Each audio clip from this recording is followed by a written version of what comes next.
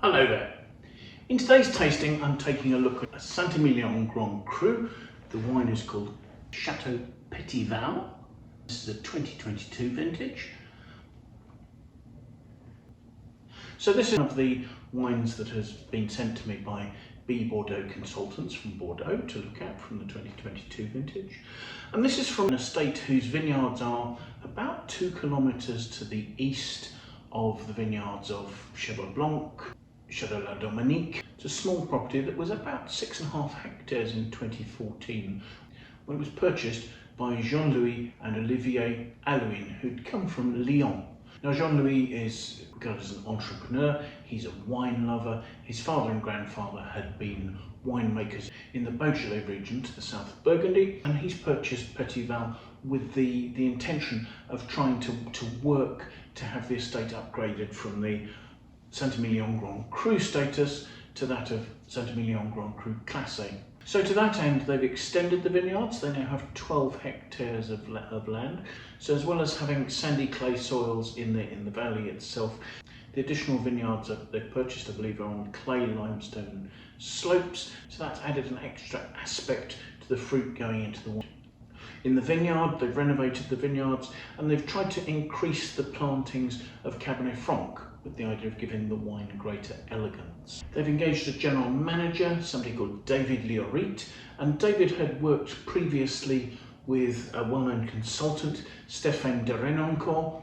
Since David's taken charge, the quality of the wine's improved, and this has been not just because of improvements in the vineyard, but also because of improvements in the winery, where the winery's been remodelled. Some of the stainless steel tanks have been renovated to enable pushdowns to be conducted, so the actual nature of the winemaking itself has changed.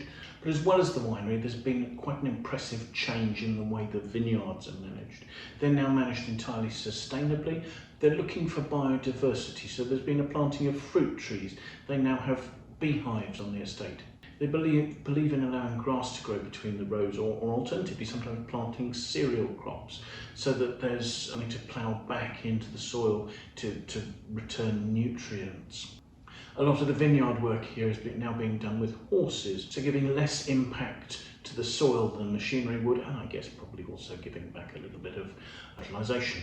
There's been an improvement in the selection of plots, to make sure that the right varieties are growing on the right soils. And as part of that, they've been employing what they call massal selection. So rather than buying in vine stock for replanting, they've been selecting and grafting from their own vines, where they've picked out the best vines to propagate. There's been an increase of yield control. There's been more green harvesting, so removing excess bunches to ensure that the remaining ones are able to ripen. That probably wasn't too much of a problem in 2022 because actually the season was quite warm and quite dry, and in general picking was quite early. Other things they've done, although not affecting this wine directly, is experimenting with different varieties. So they have Malbec planted. No Malbec goes into this. They also have Riesling planted. Clearly no Riesling goes into this one. But both really quite interesting developments. Harvesting is entirely by hand. Fruit is harvested into shallow trays, and there's very careful selection both in the vineyard and the winery. They've adopted a practice of cleaning the fruit. I'm assuming that's a sort of a washing with water. And also part of the selection is something called densible. The fruit's entirely processed by plot, so probably some of the remodelling of the winery was to enable that, giving you the correct size vats to ferment each plot separately. On arrival at the winery, fruit is chilled down, it's destemmed, crushed, and it's given a pre-fermentation cold soak, and that's to allow the perfumes and the colour to be extracted from the grape skins without the influence of alcohol. So it's a gentler extraction before the ferment has started. Fermentation goes on in temperature controlled stainless steel tanks, and as I say, they have equipment to push down the cap of skins back into the fermenting must, and extraction is controlled in that way.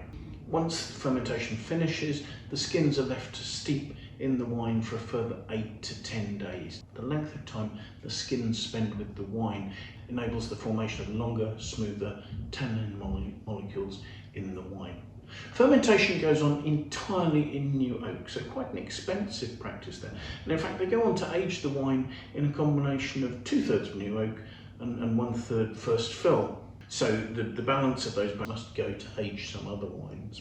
Doing the malolactic conversion in the barrel helps to marry the oak notes with the fruit, and it makes the wine more accessible and often adds sort of smooth, quite chocolatey textures and flavours to the finished wine. The different lots of wine were aged in barrel for between 12 and 18 months, and blending only took place once barrel maturation was complete. The blend for this wine is 70% Merlot with 20% of Cabernet Franc and 10% of Petit Verdot. So let's have a look at it, shall we?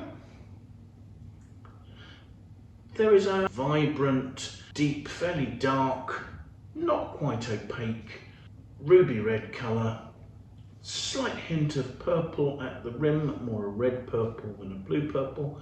Surprisingly, the wine's alcohol isn't actually indicated on the label. Possibly this is because I've got a sample here and maybe the alcohol labelling is applied for each market as those are sent out. However, I'd expect this is probably somewhere in the region of 14%, maybe 14.5%. Certainly looking at the wine, it's got a certain density, it's forming tears on the glass very readily there. So let's see what we make of the aroma, shall we?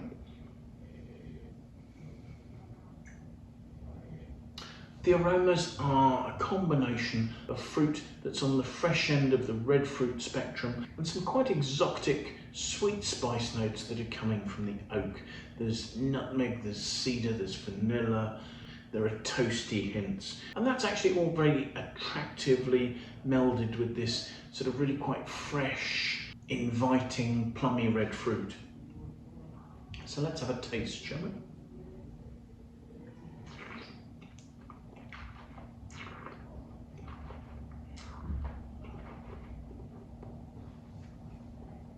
The palate's at mid-weight, got good freshness, it's got a very grainy tannic structure that cuts in fairly quickly right across the middle of my tongue. At the same time, those tannins have a certain suppleness. There's a bit of grip, there's an almost sort of slightly peppery, spicy note accompanying that bitterness in the tannins. The acidity is giving a nice freshness. There's a roundness at the back of the palate from the sort of rich, warming alcohol. That is actually becoming more warming, and what it's doing is it's sort of emphasising some of those richer sort of nutmeg type spices that are coming out there. There's a concentration, there's a licoricey note on the back palate, and that's combining with touches of cedar. There's perhaps a little bit of sort of chocolatey smooth texture there. Certainly there are notes of cocoa powder, and perhaps the sort of bitter notes that I was talking about with the tannin starting to give a sort of a coffee sort of note to the mid palate as well.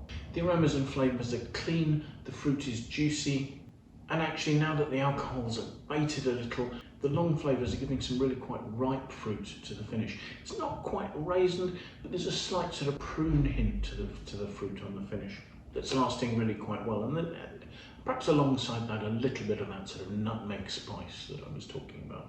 Now this is a wine from an estate with some real ambition. Our Wine Search aggregated critic score for this wine in this vintage was 92 out of 100. So it does seem to be fulfilling those ambitions at the moment. This is a relatively well balanced, certainly very well structured wine with some really good intensity. There's a real generosity, a richness and a ripeness. And I think it's a wine that you could happily see aging in your cellar for 10 to 15 years. I think it probably does need a couple of years just to allow those tannins to settle down. There's quite a lot of quite obvious oak tannin in the wine at the moment. It's well integrated, it doesn't stand out, but at the same time it's giving a significant amount of the character of the wine at the moment, and that could just do with coming into balance a little. So I certainly think this is a good quality wine. I think this is showing that this is an estate to watch, and one that I think over the next decade could provide some really nice drinking. So thank you so much for joining us. I do hope you've enjoyed the video. If you've enjoyed watching, do please press the like button. We'd really appreciate that. If you have any comments, please pop those in the comments box below. I'll leave a link in the notes to the Wine Searcher webpage for this vintage of this wine, and there you'll be able to see the price and its availability in your market, hopefully. You can also follow the tabs on that page and find out more about the winemaking, the region, the grape varieties, the estate. There are notes on the wine's price history. There are notes from the critics and their scores. You'll also find comments there from other users, and you can look back and compare the different vintages of this wine. So hopefully that's a resource that can give you as much information as you'd need to make an informed decision about potentially buying the wine. If you have any friends you think might like to watch the video, do please feel free to pass it on. We'd really appreciate your support in that way. But most importantly, I've got another wine in this set of 2022 Bordeaux that I'm looking at. I've still got to taste, so do please join me for that. But until then, bye for now.